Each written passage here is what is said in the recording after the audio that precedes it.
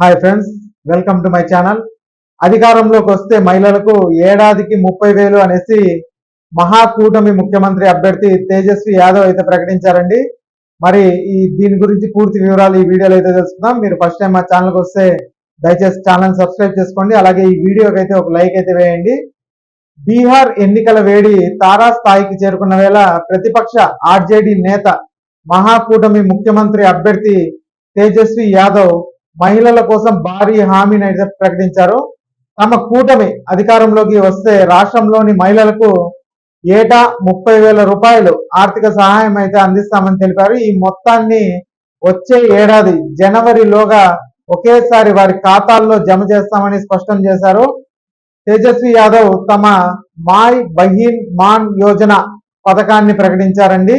వచ్చే ఏడాది జనవరి 14న మకర సంక్రాంతి పర్వదినాన ఈ 30,000 రూపాయల మొత్తాన్ని ఒకే విడతలో అందిస్తామని ఆయన అయితే వివరించారు. వాస్తవానికి గత వారం విడుదల చేసిన మేనిఫెస్టోలో నెలకు 2,500 రూపాయలు చొప్పున ఇస్తామని ఆర్జేడీ ప్రకటించింది. ఇదే సమయంలో రైతులు ఉద్యోగులకు పలు హామీలు కూడా ఇచ్చారు.